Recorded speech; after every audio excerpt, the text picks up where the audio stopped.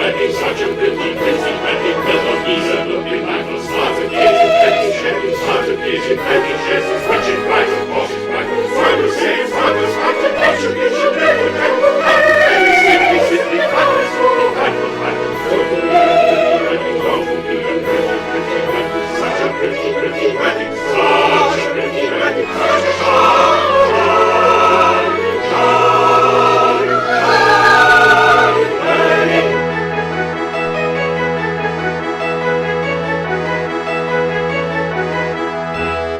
If her dress is badly fitting, there's a fault who made the trousseau. If her gloves are always splitting, cheapgate gloves we know will do so. If upon her train she stumbled on one train, one's always treading. If her hair is rather tumbled, still 'twill be a pretty wedding. Such a pretty wedding. Such a very, very pretty wedding. Won't it be a pretty wedding? Oh, 'twill be a pretty wedding. Such a pretty wedding. Such a pretty wedding.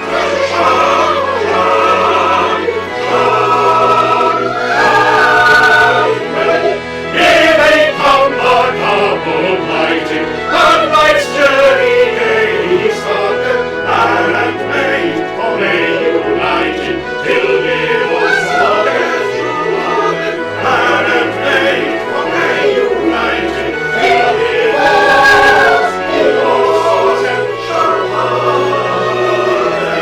Here come the couple lighting.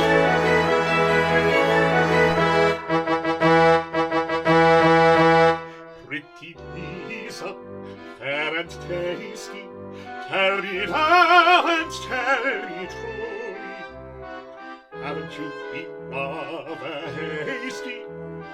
Haven't you been rash unduly? Am I quite a dashing sposo that your fancy could depict you? Perhaps you think me only so, well, I will not contradict you. No, he will not contradict you. Who am I to raise objection? I'm a child, a taught and holy. When you tell me your perfection, tender, truthful, true and comely, that in quarrel no one's bolder, though dissensions always grieve you. Why, my love, you're so much older that, of course, I must believe you. Yes, of course, she must believe you. If he never acts unkindly, shut your eyes and love him blindly. Should he call you names unkindly, shut your mouth and love him proudly. Should he raise you rightly lefty, shut your ears and love him nephew. Ha ha ha! Thus and thus alone, Ludwig's wife may hold her own. Thus and thus alone, Ludwig's wife may hold her own.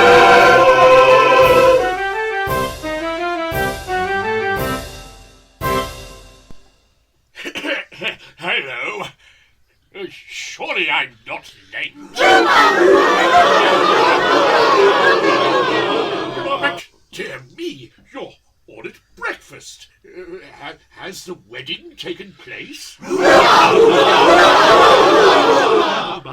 good girls, one at a time, I beg. Let me understand the situation. As solicitor to the conspiracy to dethrone the Grand Duke, a conspiracy in which the members of this company are deeply involved, I am invited to the marriage of two of its members. I present myself in due course, and I find not only that the ceremony has taken place, which is not of the least consequence, but the wedding breakfast is half eaten, which is a consideration of the most serious importance. But the ceremony has not taken place. We can't get a parson. Can't get a parson? Why, how's that? They're 3 a penny. Oh, it's the old story.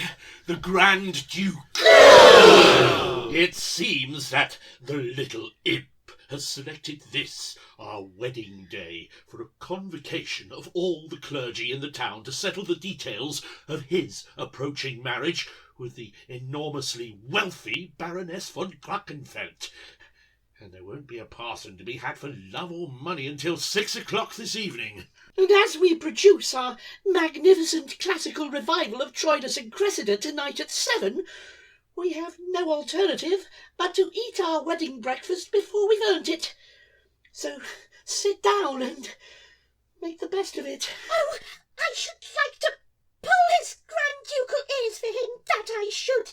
He's the meanest, the cruelest, the most spiteful little ape in Christendom.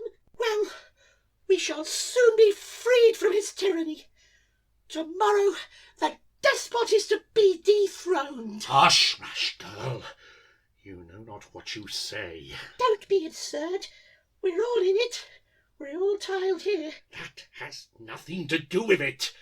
Know ye not that in alluding to our conspiracy without having first given and received the secret sign, you are violating a fundamental principle of our association? By the mystic regulation of our dark association, ere you open conversation with another kindred soul, you must eat a sausage roll. You must eat a sausage roll, a sausage roll. If in turn he eats another, that's a sign that he's a brother. Each may fully trust the other. It is quaint and it is droll, but it's bilious on the whole. Very bilious on the whole. It's a greasy kind of pastry, which perhaps a judgment hasty might consider rather tasty. Once to speak without disguise, it found favour in our eyes. It found favour in our eyes. But when you've been 6 months feeding, as we have on this succeeding bilious food, it's no ill breeding if at these repulsive pies our offended gorges rise. Yes, at these repulsive pies our offended gorges rise.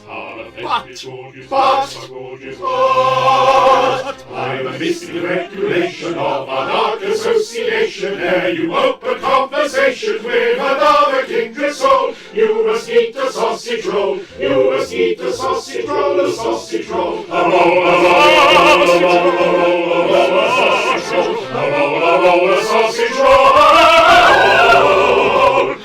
sausage roll.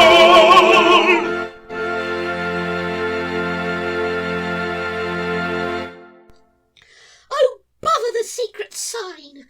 I've eaten it until I'm quite uncomfortable. I've given it 6 times already today, and I can't eat any breakfast. And it's so unwholesome. Why, we should all be as yellow as frogs if it wasn't for the make-up. All this is rank treason to the cause. I suffer as much as any of you. I loathe the repulsive thing. Can't contemplate it without a shudder. But I'm a conscientious conspirator, and if you won't give a sign, I will. Poor Martyr. He's always at it. It's a wonder where he puts it.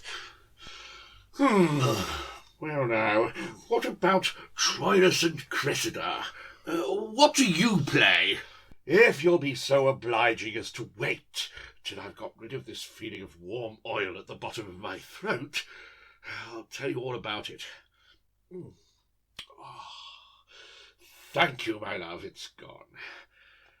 Well, the piece will be produced upon a scale of unexampled magnificence. It is confidently predicted that my appearance as King Agamemnon in a Louis XIV wig will mark an epoch in the theatrical annals of Fenwick Harpfenwick. I endeavoured to persuade Ernest Dummkopf, our manager, to lend us the classical dresses for our marriage. think of the effect of a real Athenian wedding procession cavorting through the streets of Speisesal. Torches burning, cymbals banging, flutes tootling, kitterai twangling, and a throng of 50 lovely Spartan virgins capering before us, all down the high street singing, "A Popanax, a Popanax, a Popanax, a warrior! A Popanax, a Popanax, a Popanax, a warrior! A warrior! A warrior!"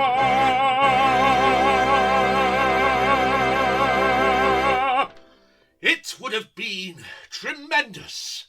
And he declined? He did, on the prosaic ground that it might rain, and the ancient Greeks didn't carry umbrellas.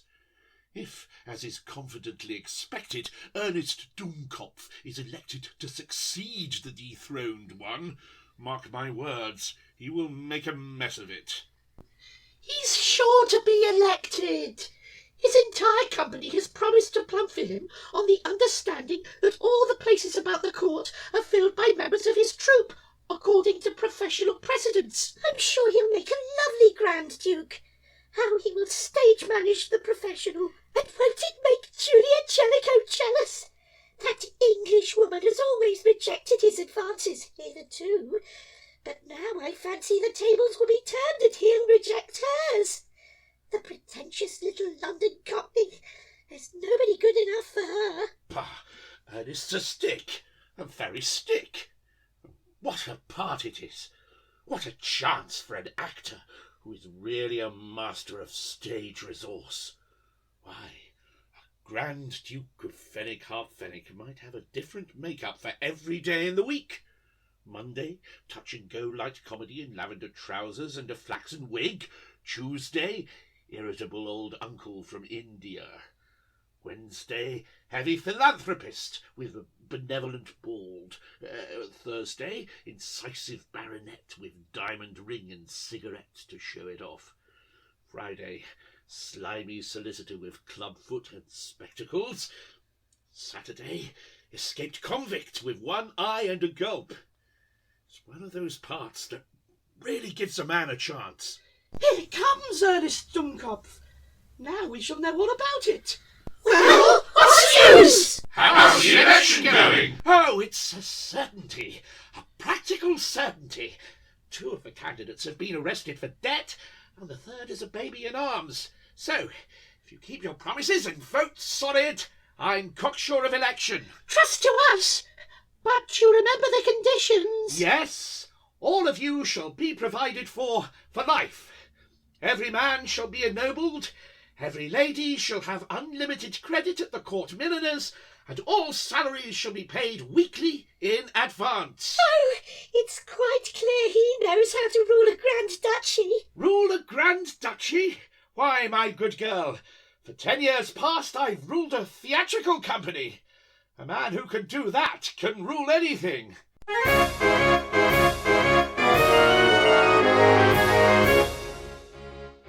Were I a king in very truth, and had a son, a guileless youth, in probable succession, to teach him patience, teach him tact, and promptly in a fix to act, he should adopt, in point of fact, a manager's profession. To that condition he should stoop, despite a tooth-on mother, with 8 or 10 stars in his troop, all jealous of each other, all jealous of each other.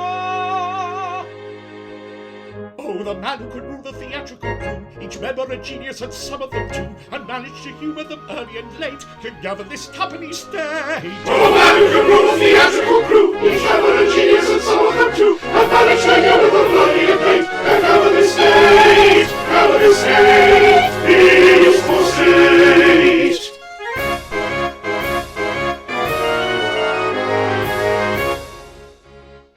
Both A and B rehearsal slight, they say they'll be all right at night, they've both to go to school yet.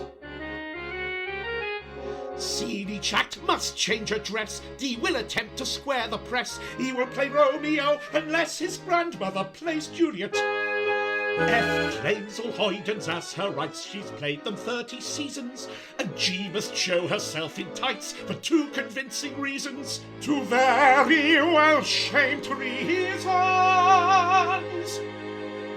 Oh, the man who can drive a theatrical team with wheelers and leaders and order supreme can govern and rule with a wave of his fin all Europe if Ireland thrown in. Oh, the man who can drive a theatrical team with wheelers and leaders in order supreme can govern and rule with a wave of his fin all Europe if Ireland thrown in.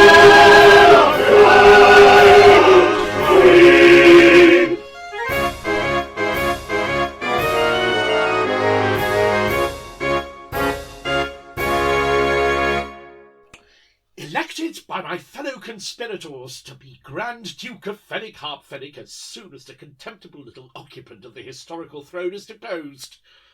Here is promotion indeed. Why, instead of playing Troilus of Troy for a month, I shall play Grand Duke of Fenwick-Harpfenwick for a lifetime. Yet am I happy? No, far from happy. The lovely English comedienne, the beautiful Julia, whose dramatic ability is so overwhelming that our audiences forgive even her strong English accent. That rare and radiant being treats my respectful advances with disdain unutterable. And yet, who knows? She is haughty and ambitious, and it may be that the splendid change in my fortunes may work a corresponding change in her feelings towards me. If so... she's here. Herr Dummkopf, a word with you, if you please. Beautiful English maid. No compliments, I beg. I desire to speak with you on a purely professional matter, so we will, if you please, dispense with allusions to my personal appearance, which can only tend to widen the breach which already exists between us. My only hope shattered. The haughty Londoner still despises me. It shall be as you will. I understand that the conspiracy in which we are all concerned is to develop tomorrow, and that the company is likely to elect you to the throne on the understanding that the posts about the court are to be filled by members of your theatrical troupe, according to their professional importance. That is so. Then all I can say is that it places me in an extremely awkward position. I don't see how it concerns you. Why, bless my heart, don't you see that as your leading lady, I am bound under a serious penalty to play the leading part in all your productions? Well? Why, of course, the leading part in this production will be the Grand Duchess. My wife? That is another way of expressing the same idea. I scarcely dared even hope for this. Of course, as your leading lady, you'll be mean enough to hold me to the terms of my agreement. Oh, certainly. Oh, that's so like a man. Well, I suppose there's no help for it. I shall have to do it. She's mine. But, do you really think you would care to play that part? Care to play it? Certainly not. But what am I to do? Business is business, and I am bound by the terms of my agreement. It's for a long run, mind. A run that may last many, many years. No understudy, and once embarked upon, there's no throwing it up. We used to these long runs in England. They are the curse of the stage. But you see, I've no option. You think the part of Grand Duchess will be good enough for you? Oh, I think so. It's a very good part in Gerolstein, and oughtn't to be a bad one in Fenwick-Harpfenwick. Why, what did you suppose I was going to play? But, considering your strong personal dislike to me, and your persistent rejection of my repeated offers, won't you find it difficult to throw yourself into the part with all the impassioned enthusiasm that the character seems to demand? Remember, it's a strongly emotional part, involving long and repeated scenes of rapture, tenderness, adoration, devotion, all in luxuriant excess, and all of the most demonstrative description. My good sir, throughout my career I have made it a rule never to allow private feeling to interfere with my professional duties. You may be quite sure that, however distasteful the part may be, if I undertake it, I shall consider myself professionally bound to throw myself into it with all the ardour at my command. I'm the happiest fellow alive. Now, would you have any objection to give me some idea, it's only a mere sketch, as to how you would play it? It would be really interesting to me to know your conception of the part of my wife. How would I play it? Now, let me see. Ah, I have it.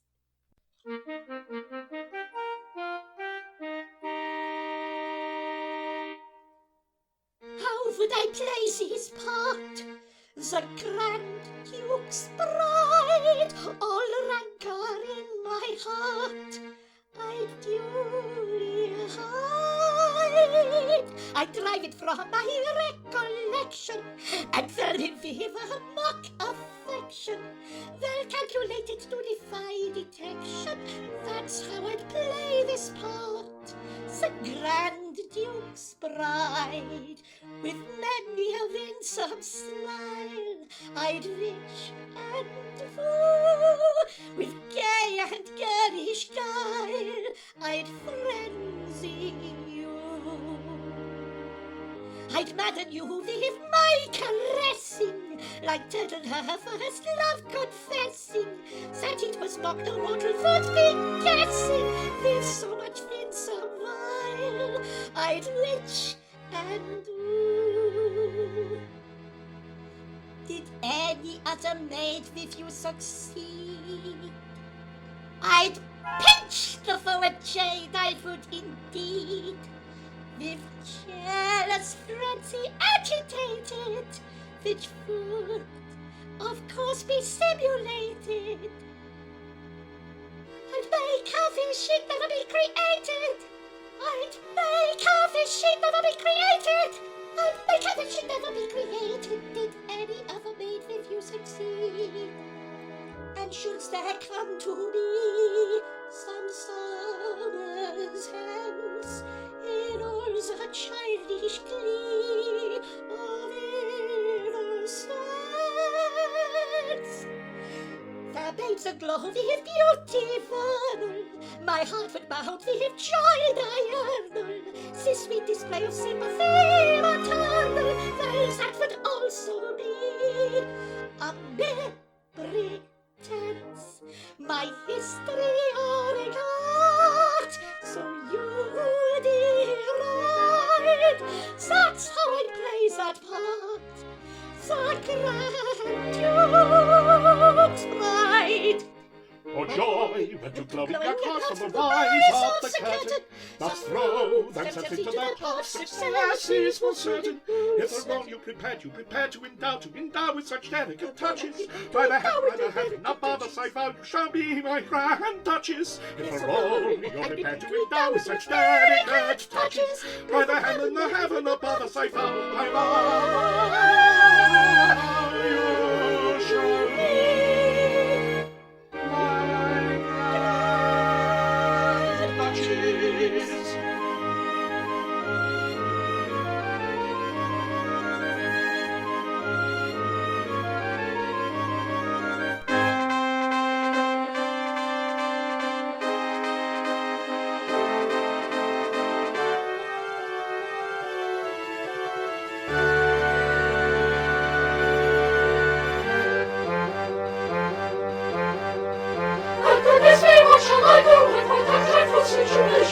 your fault, you booby, you are wrong in discrimination. This put me into such a tantrum. Yes, the sooner of the better. Yes, the sooner of the better. What means this agitato? What do you seek? As your Grand Duke elect, I bid you speak. 10 minutes since I met a chap who bowed in his salutation. Thinks I, this gentleman, mayhap belongs to our association. But on the whole uncertain yet, a sausage roll I took and ate. That chap replied, I don't embellish by eating 3 with obvious relish. My gracious, delicious house of Charles will eat 3 sausage rolls with relish. No Charles will eat 3 sausage rolls with relish. Then rest assured I let him know our plot, each incident explaining. That stranger chuckled much, as though he thought me highly entertaining. I told him all, both bad and good. I bade him call, he said he would. I added much, the more I muggled, the more that chuckling chummy chuckled. Up back, see, he couldn't be a chum of ours if he chuckled. He couldn't be a chum of ours if he chuckled. Well, as I bowed to his applause, down dropped he with hysteric bellow, and that seemed right enough, because I am a devilish funny fellow. Then suddenly, as still he squealed, it flashed on me that I'd revealed our plot with all details effective to Grand Duke Wilhelm's own detective. What folly fell to go and tell, what folly fell to go and tell our plot to anyone's detective. What folly fell our plot to tell to anyone's detective. Booby, oh you oaf! Booby, oh you oaf! Stupid stuff, who's made the stuff? What's worth a puff of casual stuff? Pack up at once and off we go, unless we're anxious to exhibit our fairy forms on in a row. Stuck up upon the castle gate. Pack up at once, off we go. Pack up at once, off we go.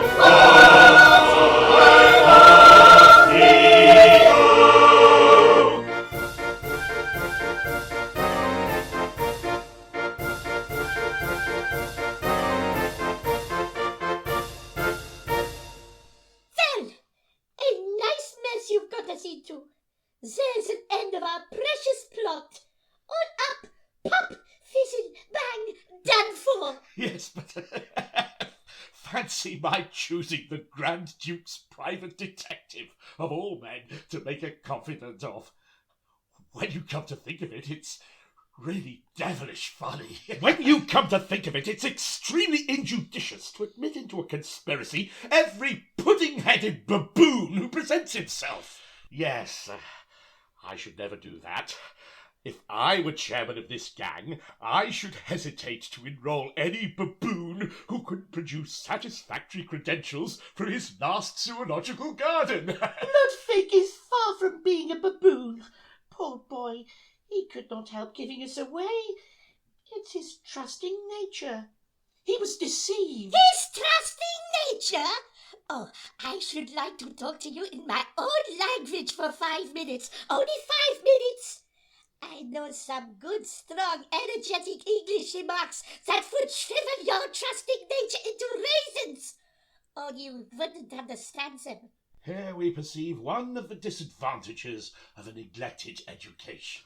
And I suppose you'll never be my Grand Duchess now. Grand Duchess? My good friend, if you don't produce the piece, how can I play the part? True. You see what you've done? But, my dear sir, you don't seem to understand that the man ate 3 sausage rolls. Keep that fact steadily before you. 3 large sausage rolls. Bah! Lots of people eat sausage rolls who are not conspirators. They shouldn't. It's bad form. It's not the game. When one of the human family proposes to eat a sausage roll, it is his duty to ask himself, am I a conspirator? And if, on examination, he finds that he is not a conspirator, he is bound in honour to select some other form of refreshment. Of course he is. One should always play the game. What are you grinning at, you greedy old man? Nothing. Don't mind me. It is always amusing to the legal mind to see a parcel of laymen bothering themselves about a matter which, to a trained lawyer, presents no difficulty whatever. No difficulty? None whatever. The way out of it is quite simple. Simple? Certainly. Now, attend. In the first place, you two men fight a statutory duel. A statutory duel? Is that statutory duel? What a crackjawed language this German is. Never heard of such a thing. It is true that the practice has fallen into abeyance through disuse, but all the laws of Fenwick are framed upon those of Solon, the Athenian lawgiver, and run for 100 years. When, again modelled on the laws of Solon, they die a natural death, unless, in the meantime, they have been revived for another century. The act that institutes the statutory duel was passed 100 years ago, and, as it has never been revived, it expires tomorrow. So you're just in time. And what is the use of talking to us about statutory duels when none of us know what a statutory duel is? Don't you? Then I'll explain.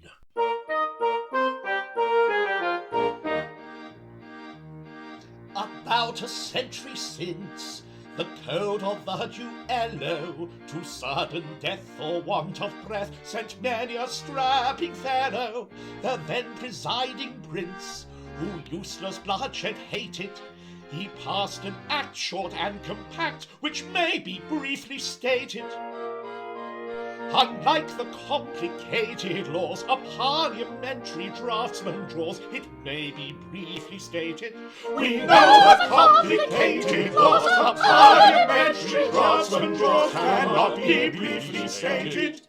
By this ingenious law, if any two shall quarrel, they may not fight with volumes bright, which seems to him immoral, but each a card shall draw, and he who draws the lowest shall, so 'twas said, be henceforth dead, in fact a legal goest.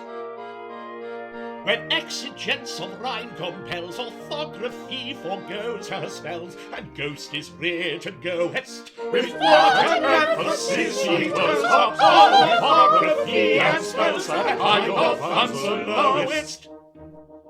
When often losers pot by pleasing legal fiction, and friend and foe have wept their woe in counterfeit affliction, the winner must adopt the loser's poor relations, discharge his debts, pay all his bets, and take his obligations.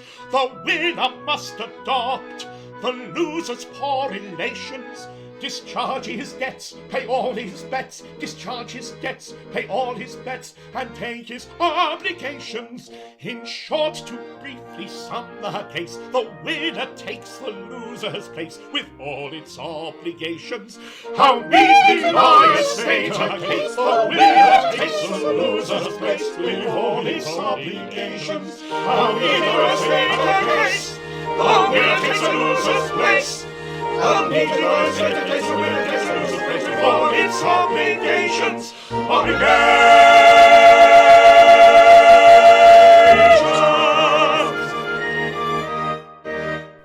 I see. The man who draws the lowest card dies, ipso facto, a social death.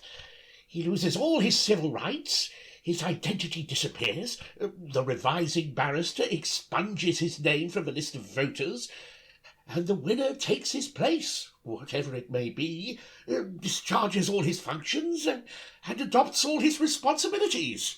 This is all very well as far as it goes, but it only protects one of us. What's to become of the survivor? Yes, that's an interesting point, because I might be the survivor. The survivor goes at once to the Grand Duke and, in a burst of remorse, denounces the dead man as the moving spirit of the plot. He is accepted as king's evidence and, as a matter of course, receives a free pardon. Tomorrow, when the law expires, the dead man will ipso facto come to life again. The revising barrister will restore his name to the list of voters, and he will resume all his obligations as though nothing unusual had happened. Then he will be at once arrested, tried and executed on the evidence of the informer. Candidly, my friend, I don't think much of your plot. Dear, the ignorance of the laity. My good young lady, it is a beautiful maxim of our glorious constitution that a man can only die once. Death expunges crime, and when he comes to life again, it will be with a clean slate. It's really very ingenious. My dear sir, we owe you our lives. May I kiss him? Certainly not. You're a big girl now. Well, miscreant, are you prepared to meet me on the field of honour? At once. By Jove, what a couple of fire-eaters we are. Ludwig doesn't know what fear is. Oh, I don't mind this sort of duel. It's not like a duel with swords. I hate a duel with swords. It's not the blade I mind. It's the blood. And I hate a duel with pistols. It's not the ball I mind. It's the bang. Altogether, it is a great improvement on the old method of giving satisfaction.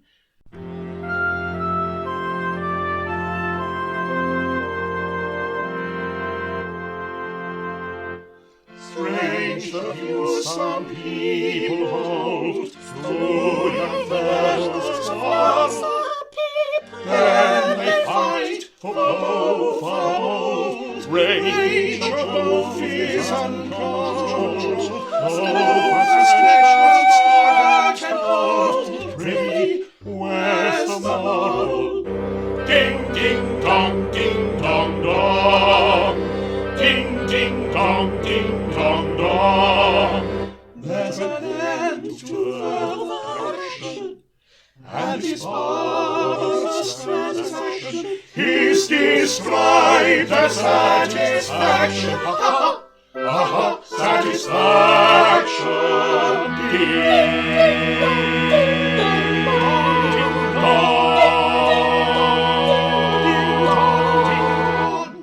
Each is laid in churchyard mold. Strange the view some people hold.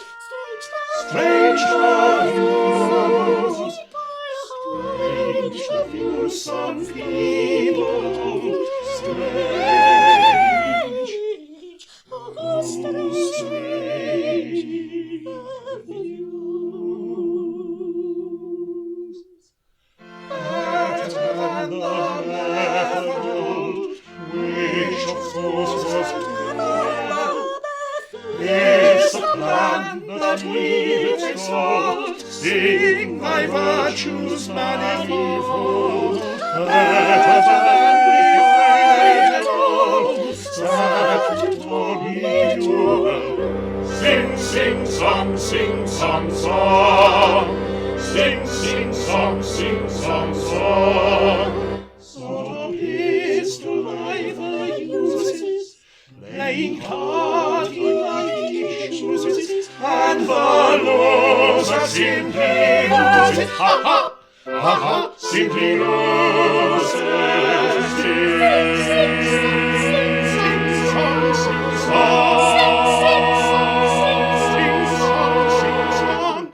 If society were old, some prefer the churchyard old.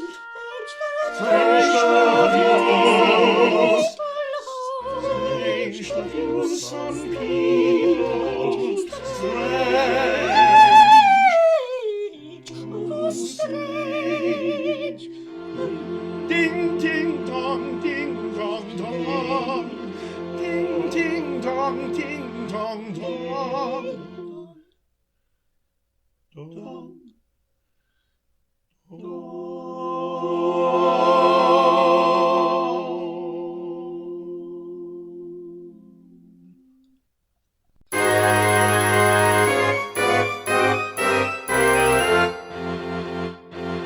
Now take a card and and gaily sing how little you care for fortune's rubs.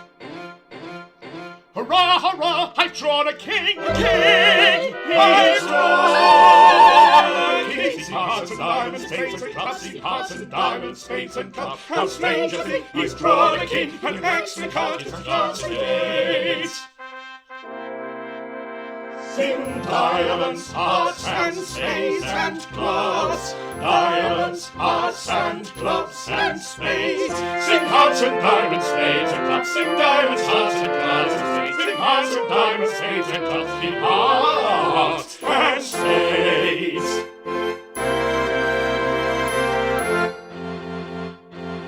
Now take a card with heart of grace. Whatever our fate, let's play our parts. Hurrah, hurrah, I've drawn an ace. Ace! He's drawn an ace. He clubs and diamonds, spades and hearts. He clubs and diamonds, spades and hearts. He's drawn an ace. How sad his face, how dreadful to fall of you. Sing diamonds, hearts and spades and clubs.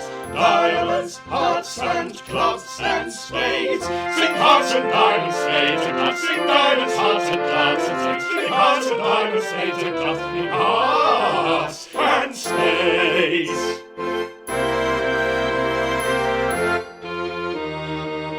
That both these spades may keep their troth, and never misfortune them befall. I'll hold them as trustee for both. He'll hold them both, he'll hold them both. Yes, he'll hold them both. Sing hearts, clubs, diamonds, spades, and all. Sing hearts, clubs, diamonds, spades, and all. My joint degree as our trustee, his notary made now is so. Custody and declare on. My joint degree as our trustee, his notary made now so. As our trustee.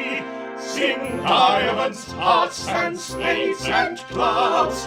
Diamonds, hearts and clubs and spades. Sing hearts and diamonds, spades and clubs. Sing diamonds, hearts and clubs and spades. Sing hearts and diamonds, spades and all. Sing diamonds, hearts and all. Hearts and all.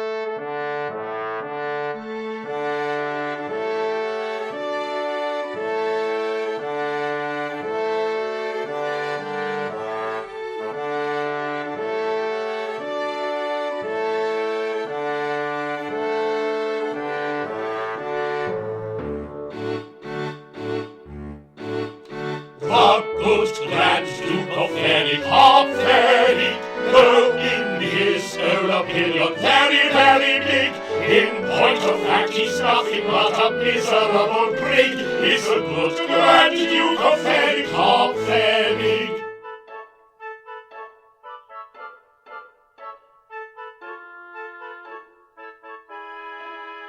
Though quite contemptible, as everyone agrees, we must dissemble if we want our bread and cheese. So hail him in the chorus with enthusiasm big, the good Grand Duke of Fairy, the good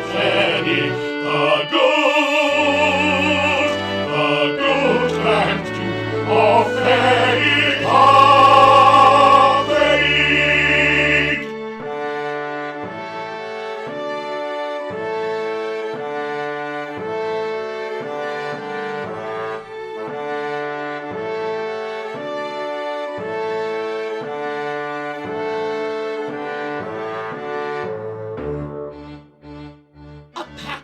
professors of monarchical autonomy, I don't indulge in levity or compromising bonhomie, but dignified formality, consistent with economy. Above all other virtues, I particularly prize. I never join in merriment, I don't see joke or jape any. I never tolerate familiarity in shape any. This joined with an extravagant, respectful tuppence halfpenny, a keynote to my character sufficiently supplies. Observe my snuff box.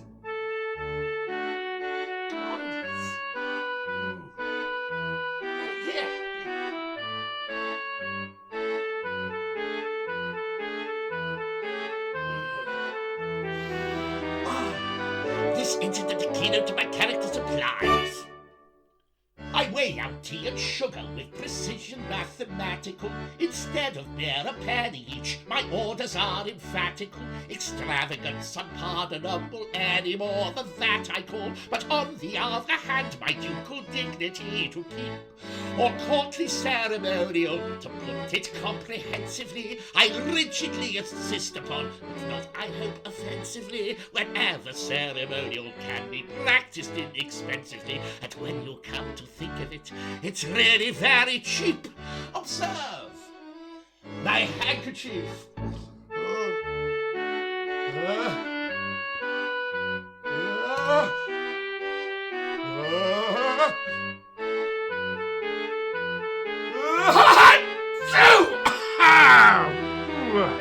It's sometimes inconvenient, but it's always very cheap. My Lord Chamberlain, as you are aware, my marriage with the wealthy Baroness von Klackenfeld will take place tomorrow, and you will be good enough to see that the rejoicings are on a scale of unusual liberality. Pass that on. Unusual liberality. Pass that unusual. The sports will begin with a wedding breakfast bee. The leading pastry cooks of the town will be invited to compete. Unusual liberality. The leading pastry cooks of the town will be invited to compete, and the winner will not only enjoy the satisfaction of seeing his breakfast devoured by the Grand Ducal pair, but he will also be entitled to have the arms of Fenwick Harp Fenwick tattooed between his shoulder blades. The Vice Chamberlain will see to this. Tattooed between his shoulder blades. All the public fountains of Speisesaal will run with his shoulder blades.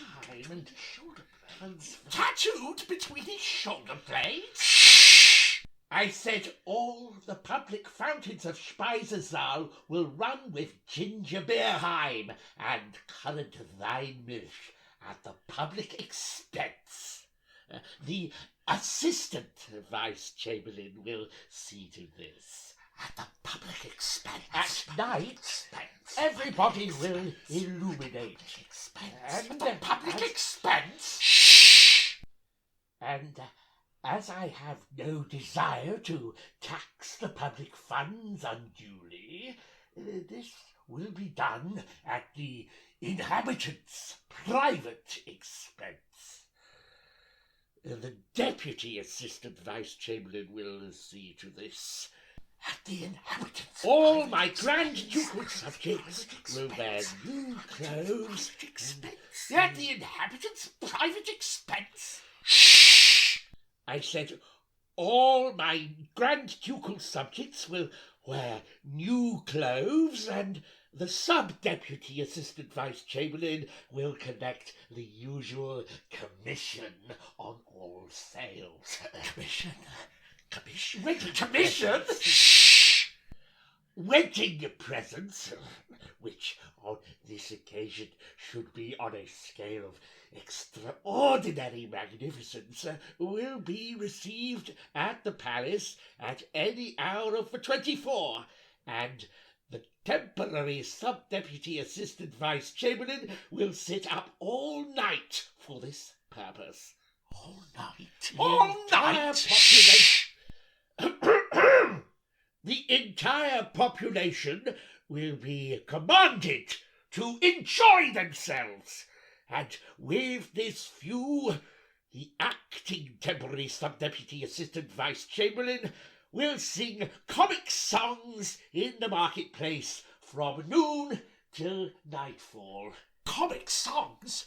But still it matters vegetable, madam, or a mineral. I have a very model of a modern major general. Please, gentlemen. Finally, we have composed a wedding anthem with which the entire population are required to provide themselves. It can be obtained from our Grand Ducal publishers at the usual discount price, and all the chamberlains will be expected to push the sale. Now leave me.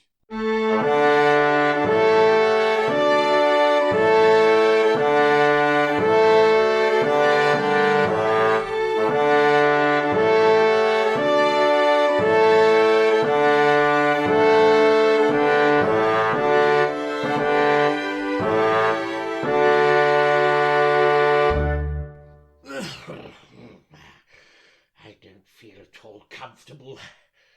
I hope I'm not doing a foolish thing in getting married. After all, it's a poor heart that never rejoices, and this wedding of mine is the first little treat I've allowed myself since my christening. Besides, Caroline's income is very considerable, and as her ideas of economy are quite on a par with mine, it ought to turn out well. Bless her tough old heart, she's a mean little darling. Oh, here she is, punctual to her appointment. Wilhelm! Why? What's the matter? I'm not quite myself, my pet. I'm a little worried and upset. I want a tonic. It's a low diet, I think. I'm afraid, after all, I shall have to take the bull by the horns and have an egg with my breakfast. I shouldn't do anything rash, dear. Begin with a jujube. I'll keep it for supper. Wilhelm, don't! What in the world are you thinking of? I was thinking of embracing you, my sugar plum, just as a little cheap treat. What? Here? In public? Really, you appear to have no sense of delicacy. No sense of delicacy, Bonbon? No, I can't make you out. When you courted me, all your courting was done publicly in the marketplace. When you proposed to me, you proposed in the marketplace. And now that we're engaged, you seem to desire that our first tete-a-tete shall occur in the marketplace. Surely you've a room in your palace with blinds that would do. At my own, I can't help myself. I'm bound by my own decree. Your own decree? Yes. You see, all the houses that give on to the marketplace belong to me. But all the drains, which date back to the reign of Charlemagne, want attending to, and the houses wouldn't let. So, with a view of increasing the value of the property, I decreed that all love episodes between affectionate couples should take place in public on this spot every Monday, Wednesday and Friday when the band doesn't play. Bless me, what a happy idea! So moral, too. And have you found it answer? Answer? The rents have gone up 50%, and the sale of opera glasses, which is a Grand Ducal monopoly, has received an extraordinary stimulus. So, under the circumstances, would you allow me to put my arm round your waist? as a source of income, just once. But it's so very embarrassing. Think of the opera glasses. My good girl, that's just what I am thinking of. Hang it all, we must give them something for their money. Oh, what's that? It's a letter which your detective asked me to hand to you. I wrapped it up in yesterday's paper to keep it clean. Oh, it's only his report. That'll keep. But, I say, you've never been and bought a newspaper? My dear Wilhelm, do you think I'm mad? It came wrapped round my breakfast. Ah, I thought you were not the sort of girl to go and buy a newspaper. Well, as we've got it, we may as well read it. What does it say? What? Dear me, here's your biography. Our detested despot. Yes, I fancy that refers to me. And it says... Oh, it can't be. What can't be? Why, it says that although you're going to marry me tomorrow, you were betrothed in infancy to the Princess of Monte Carlo. Oh, yes, that's quite right. Didn't I mention it? Mention it? You never said a word about it. Well, it doesn't matter because, you see, it's practically off. Practically off? Yes. By the terms of the contract, the betrothal is void unless the princess marries before she is of age. Now, her father, the prince, is stony broke and hasn't left his house for years for fear of arrest. Over and over again he has implored me to come to him to be married, but in vain. Over and over again he has implored me to advance him the money to enable the princess to come to me, but in vain. I am very young, but not as young as that, and as the princess comes of age at 2 tomorrow, why, at 2 tomorrow, I'm a free man. So I appointed that hour for our wedding, as I should like to have as much marriage as I can get for my money. I see. Of course, if the married state is a happy state, it's a pity to waste any of it. Why, every hour we delayed, I should lose a lot of you, and you'd lose a lot of me. My thoughtful darling. Oh, Wilhelm, we ought to be very happy. If I'm not, it'll be my first bad investment. Still, there is such a thing as a slump even in matrimonials. I often picture us in the long, cold, dark December evenings, sitting close to each other and singing impassioned duets to keep us warm, and thinking of all the lovely things we could afford to buy if we chose, and at the same time planning out our lives in a spirit of the most rigid and exacting economy. It's the most beautiful and touching picture of connubial bliss in its highest and most rarefied development. As o'er our penny roll we sing, it is not reprehensive to think what joys our wealth would bring, were we disposed to do the thing upon a scale extensive. There's rich mock turtle thick and clear. Perhaps we'll have it once a year. You are an open-handed dear. Though mind you, it's expensive. No doubt it is expensive. How fleeting are the glutton's joys! With fish and fowl he lightly toys, and pays for such expensive tricks sometimes as much as 2 and 6. As 2 and 6? As 2 and 6. Sometimes as much as 2 and 6. it gives him no advantage, mind. For you and he have only dined, and you remain when blood sits down, a better man by half a crown. By half a crown. By half a crown. Yes, 2 and 6 is half a crown. Then let us be modestly merry, and rejoice with a derry down derry. For to laugh and to sing no extravagance bring, it's a joy economical very. Then let us be modestly merry, and rejoice with a derry down derry. For to laugh and to sing no extravagance bring, it's a joy economical very.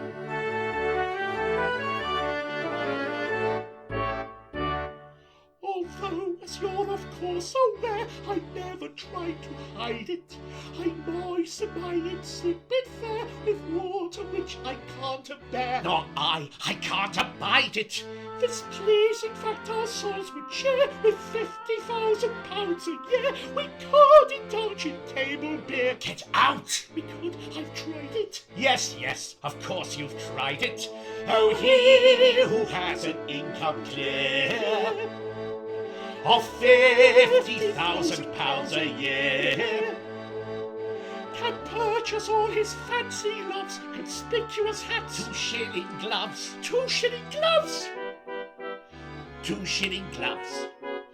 Yes, Think of that, 2 shilling gloves. Cheap shoes and ties of gaudy hue, and Waterbury watches too. And think that he could buy the lot were he a donkey. Which he's not. Oh no, he's not. Oh no, he's not. That kind of donkey he is not. Then let us be modestly merry, and rejoice with a derry down derry. For to laugh and to sing is a rational thing, it's a joy economical very.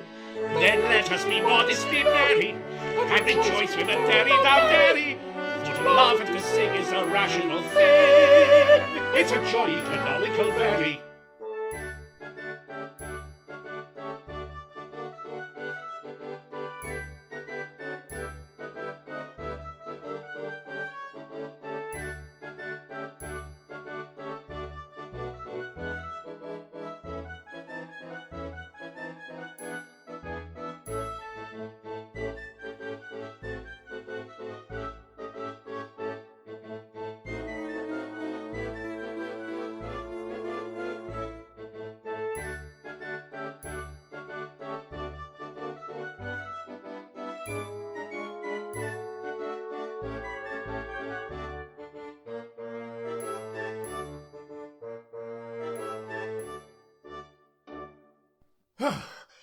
Now for my detective's report. What's this? Another conspiracy? A conspiracy to depose me? And my private detective was so convulsed with laughter at the notion of the conspirator selecting him for a confidant that he was physically unable to arrest the malefactor. It'll come off. This comes of engaging a detective with a keen sense of the ridiculous. For the future, I'll employ none but Scotchmen. And the plot is to explode tomorrow, my wedding day.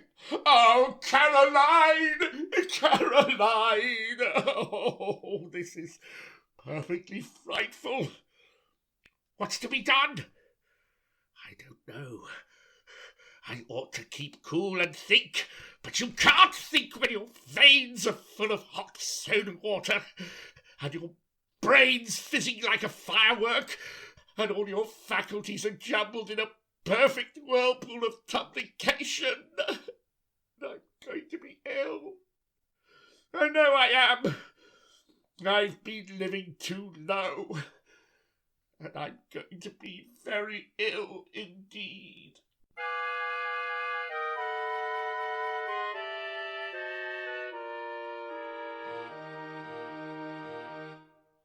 When you find you're a broken-down critter, was all in a tremble and twitter, with your palate unpleasantly bitter, as if you just bitten a pill, when your legs are as thin as dividers, and you're plagued with unruly insiders, and your spine is all creepy with spiders, and you're hiding gamboge in the kiln. Creepy, creepy. And you've got a beehive in your head, and a sewing machine in each ear, and you feel that you've eaten your bed, and you've got a bad headache, a headache down here. When such facts are about, those symptoms you find in your body or crown, it's a shady lookout. You may make up your mind that you'd better lie down. Go at once and lie down.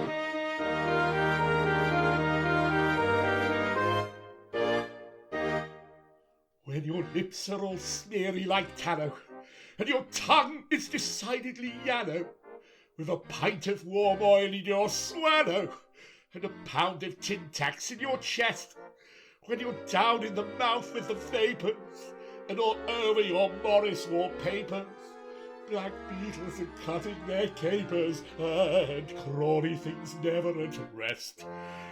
Crawly things, crawly things. When you doubt if your head is your own, and you jump when an open door slams, then you've got to a state which is known to the medical world as Jim Jams.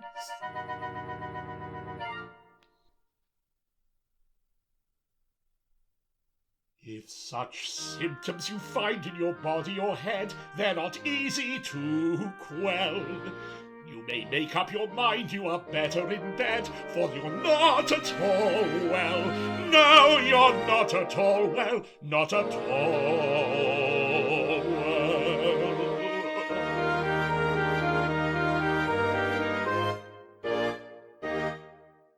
Now for my confession and a full pardon. They told me the Grand Duke was dancing duets in the marketplace. Let's see him. Hello? Who is this? Why, it is the Grand Duke. What are you doing there? Get up, sir.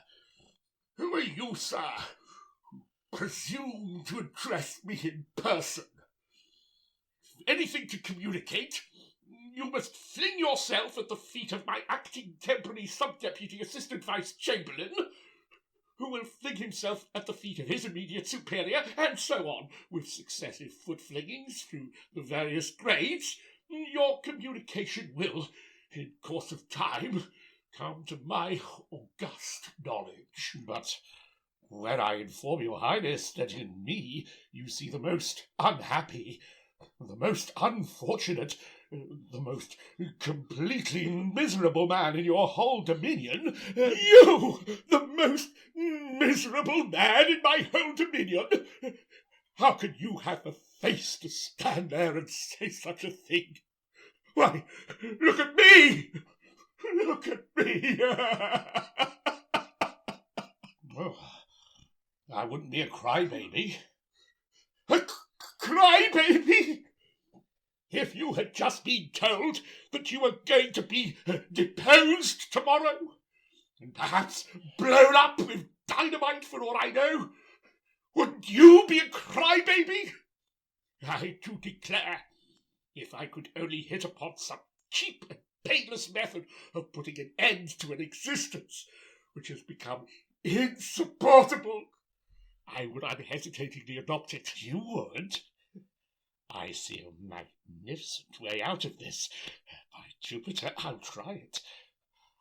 Are you, by any chance, in earnest? In earnest? Why, look at me! If you are really in earnest, if you really desire to escape scot-free from this impending, this unspeakably horrible catastrophe, without trouble, danger, pain, or expense, why not resort to a statutory duel? A statutory duel? Yes. The Act is still in force, but it will expire tomorrow afternoon. You fight, you lose, you are dead for a day. Tomorrow, when the Act expires, you will come to life again and resume your Grand Duchy as though nothing had happened. In the meantime, the explosion will have taken place, and the survivor will have had to bear the brunt of it. Yes, that's all very well. Who'll be fool enough to be the survivor? Actuated by an overwhelming sense of attachment to your grand ducal person, I unhesitatingly offer myself as the victim of your subjects' fury. You do? Well, really, that's very handsome. I dare say being blown up is not nearly as unpleasant as one would think. Oh, yes, it is. It mixes one up awfully. But how do you suppose I'm going to lose? Oh, that's easily arranged. I'll put an ace up my sleeve. You'll put a king up yours. When the drawing takes place, I shall seem to draw the higher card and you the lower, and there you are. But that's cheating. So it is.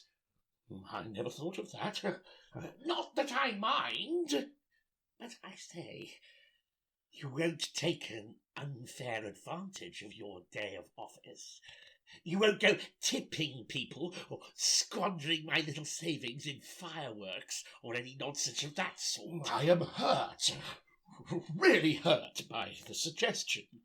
You wouldn't like to put down a deposit, perhaps? No, I don't think I should like to put down a deposit.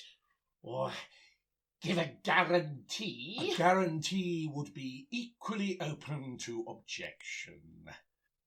It would be more regular. Very well. I suppose you must have your own way. Good. I say, we must have a devil of a quarrel. Oh, a devil of a quarrel. Just to give colour to the thing. Should I give you a sound thrashing before all the people? Say the word. It's no trouble. No, I think not, though it would be very convincing, and it's extremely good and thoughtful of you to suggest it. Still, a devil of a quarrel. Oh, a devil of a quarrel. No half measures, big words, strong language, rude remarks. Oh, a devil of a quarrel. Now, the question is, how shall we summon the people? Oh, there's no difficulty about that. Bless your heart, they've been staring at us through the windows for the last half hour.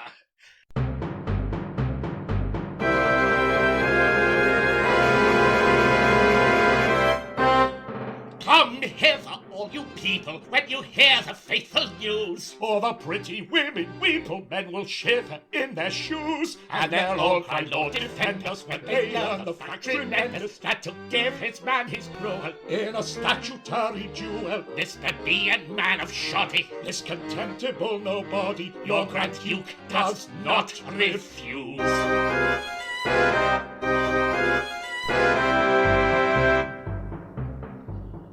With faltering feet and our muscles in a quiver, our fate we meet, with our feelings all unstrung. If our plot complete, he has managed to discover there is no retreat, there is no retreat. We shall certainly be hung, certainly be hung.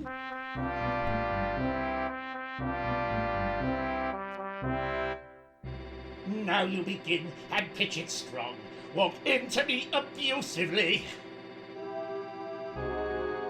I've several epithets that I've reserved for you exclusively. A choice selection I have here when you are ready to begin. No, you begin. No, you begin. No, you begin. No, you begin. No, you begin. As we expected, is our little plot defected. Big bombs, small bombs, great guns and little guns. Put him in the pillory, wrap him in artillery. Long swords, short swords, tough swords and brittle ones. Fright him into fits, blow him into bits. You must, sir, you loud, sir. Enough, sir, get out, sir. Head, sir, take that, sir. It's tit, sir, for tat, sir. It's tit, sir, for tat, sir. It's tit, sir, for tat, sir. It's When two doughty heroes thunder, all the world is lost in wonder. Forwards they lose. Tall snobs, small snobs, rich snobs and needy ones. Who are you alluding to? Where are you intruding to? Fat snobs, thin snobs, swell snobs and seedy ones. I'd rather think you there. To whom do you refer? To you, sir. To me, sir. I do, sir. We'll see, sir. I jeer, sir. Grenade, sir. Look here, sir. A face, sir. Look here, sir. Grenade, sir. I jeer, sir. A face, sir. When two heroes once were safely, quarrel be exterminated.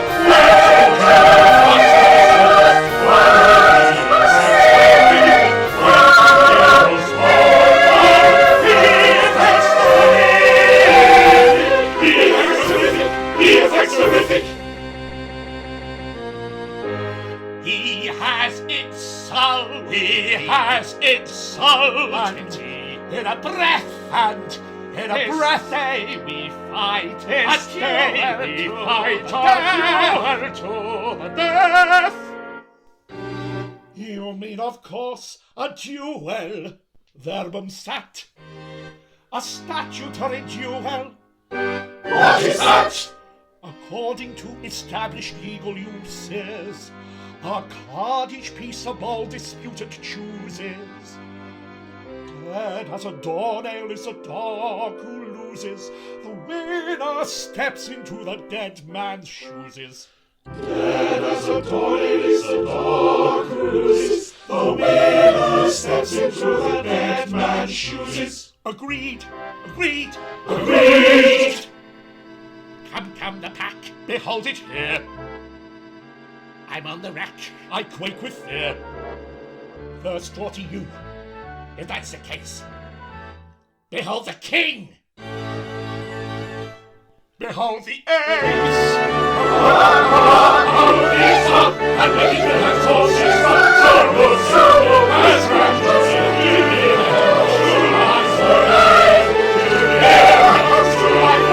which will occur tomorrow. Yes, I'll come to life tomorrow.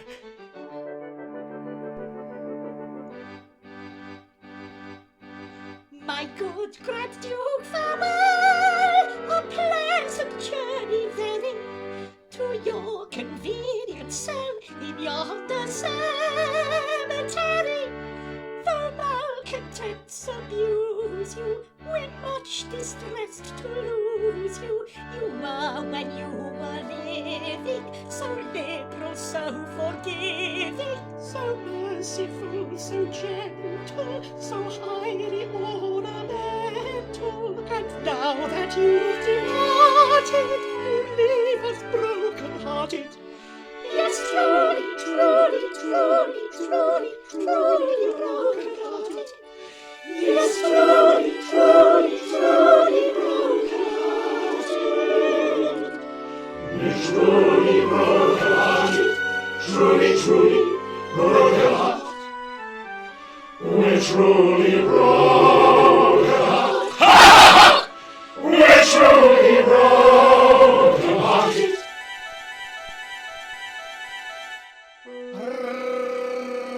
Rapscallions! In penitential fires, your rules are ribaldry that from you falls. Tomorrow afternoon the law expires, and then look out for squalls!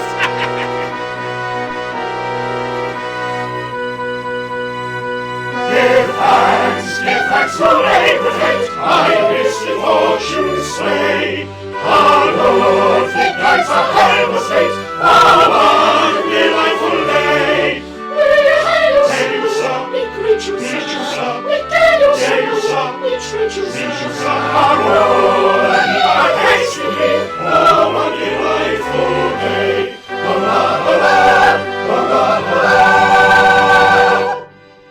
You've done it meekly. Pity that your powers are limited to 24 hours.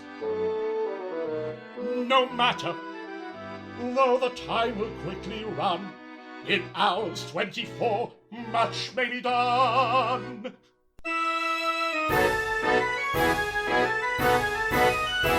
Oh, a monarch who boasts intellectual graces can do if he likes a good deal in a day, can put all his friends in conspicuous places with plenty to eat and with nothing to pay. You tell me, no doubt, with unpleasant grimaces, tomorrow deprived of your ribbons and laces, will get your dismissal with very long faces. But wait, on that topic I've something to say. I've something to say. I've something to say. He's something to say. Aaron shall be merry, I'm not an ascetic, and while the sun shines we will get up our hay by a pushing up monarch. My turns energetic, a very great deal may be done in a day. Yes, we'll be merry, he's not an ascetic, and while the sun shines we will get up our hay by a pushing up monarch. My turns energetic, a very great deal may be done in a day. For instance, this measure his ancestor drew it. This law against duels tomorrow will die. The Duke will revive it, you'll certainly rue it. He'll give you what for and he'll let you know why. But in 24 hours, there's time to renew it. With centuries, life has the right to imbue it. It's easy to do, and by jingo, I'll do it. It's done! Till I perish, your monarch am I, your monarch am I, your monarch am I. Monarch is he! Though I do not pretend to be very prophetic, I fancy I know what you're going to say. By a pushing a monarch of turn energetic, a very great deal may be done in a day. See, and he's all prophetic, he's perfectly what we are going to say. By a pushing a monarch of turn energetic, a very great deal may be done in a day. This very afternoon at 2 about, the court appointments will be given out to each and all, for that was the condition, according to professional position. Hurrah! Hurrah! Oh, help! What's the matter? According to professional position, According to professional position. send horror, horror, horror. Why, what's the matter? What's the matter? What's the matter? What's the matter? Pity me, my comrades true, who love as well I know you do, this gentle child. To me so fondly dear, Why, what's the matter? What's the matter? ah, sister love, so true and deep, from many an eye unused to thee, have oft been kind, so coy reluctant tear. Why, what's the matter? What's the matter? Each sympathetic heart will bruise, then you have heard the frightful news. Oh, will you not, that I must now impart? Why, what's the matter? What's the matter? What's the matter? Love for him is all in all a cursed fate, that it should fall unto my lot to break my darling's heart. Well, what's the matter? What's the matter? What means our Julia by these fateful looks? A cursed fate, Please do not keep us all on a tentor. cursed fate. Now what's the matter? What's the matter? What's the matter? What's the matter? What's the matter? What's the matter? Our duty is devised, we never shun. This Spartan rule applies to everyone. In theatres as in life, each has a line. This part's a Grand Duke's fife. Well, what's the matter? Oh, agony is mine. Oh, that's the matter! That's the matter, is it? Maxim, I do not start. The canons of dramatic art decrees that this repulsive part, the Grand Duke's wife, is mine. Can this be so? I do not know, but time will show if this be so. Time will show if this be so. Oh, listen to me, dear. I love him only, darling. Remember, oh, my pet, on him my heart is set. This kindness to me, dear, I'll leave me lonely, darling. Be merciful, my pet, on him my love is set. Now don't be foolish, dear. You couldn't play it, darling. It's leading business, pet, and you're but a soubrette. So don't be mulish, dear. Also I say it, darling. It's not your line, my pet. I play that part, you bet. I play it. I play that part, you bet. You bet. You bet. The lady's right. The lady's right, though Julia's engagement was for the stage meant. It certainly frees Ludwig from his connubial promise. Though marriage contracts, or whatever you call them, are very solemn, dramatic contracts which you all adore so are even more so. That's very true, though marriage contracts are very solemn, dramatic contracts are even more so.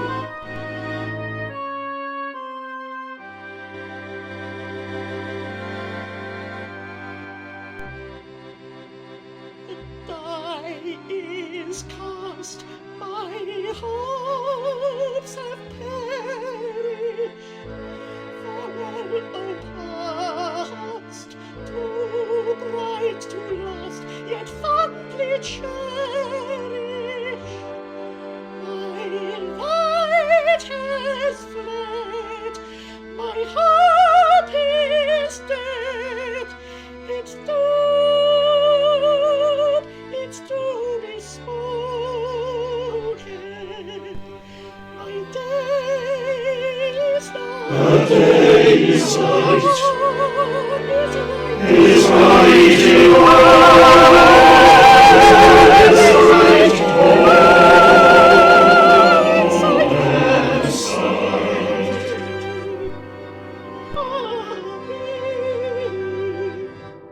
my heart is broken,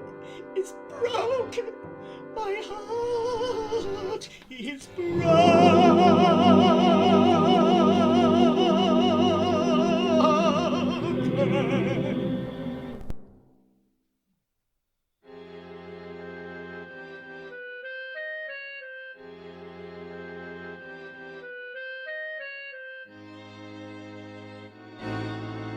Poor child, where will she go? What will she do? That isn't in your part, you know. Quite true. Depressing topics will not touch upon. Let us begin as we are going on. For this will be a jolly court for little and for big. Sing hey the jolly jigs of Fanny Hart Fanny. From morn to night our life shall be as merry as a grig. Sing hey the jolly jigs of Fanny Hart Fanny. All state and ceremony will eternally abolish. We don't need to insist upon unnecessary polish. And on the whole, I rather think you'll find our rule to nourish. Sing hey the jolly jigs of Fanny Hart Fanny. The jolly jolly jigs. The jolly jolly jigs. The jolly jolly jigs. The jolly jolly jigs. The jolly jolly jolly jolly jolly jolly jolly jolly jigs.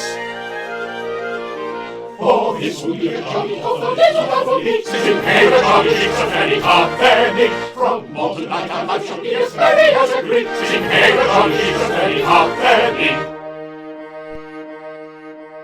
But stay, our new made court without a courtly coatings. We shall require some court attire, and that a moment's notice, in clothes of common sort. Your courtiers must not grovel, your new noblesse must have a dress original and novel. Now let us guess what kind of dress would be both neat and novel.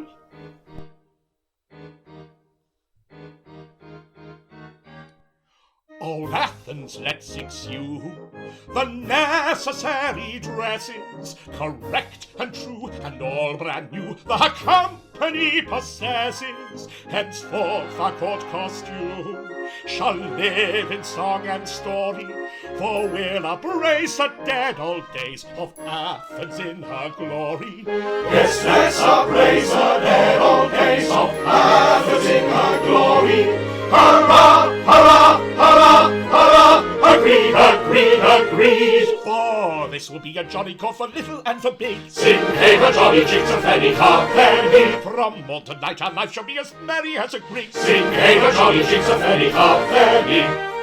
Sing hey